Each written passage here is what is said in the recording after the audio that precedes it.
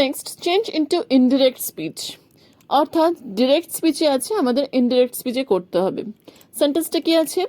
I said to my father, have you written anything about our teacher. এই যে এটা question করেছে, তার মানে সেড টু যে জায়গাটা আছে এই জায়গাটাতে আমাদের করতে হবে আক্সড। আই সেড টুর জন্য হয়ে গেল আক্সড। মাই ফাদার থেকে গেল কমা আর কোটেশন তোলার জন্য ওয়েদার ইউজ করলাম, যেহেতু এটা কোয়েশ্চেন করেছে। ওয়েদার হতে পারে, আমরা ইফও বসাতে পারি, ওয়েদার আর ইফ যে কোনোই বসাতে পারি।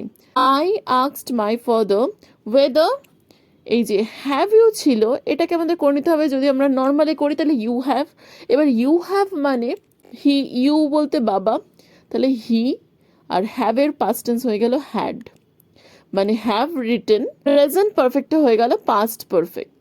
Whether he had written anything about our teacher, যা ছিল পুরোটাই লেখা হয়ে গেল। পুরো সেন্টেন্সটা কি হলো? I asked my father whether he had written anything about our teacher. এখানে আমরা ওয়েদার জায়গাতে ইফও লিখতে পারতাম। I asked my father if he had written anything about our teacher.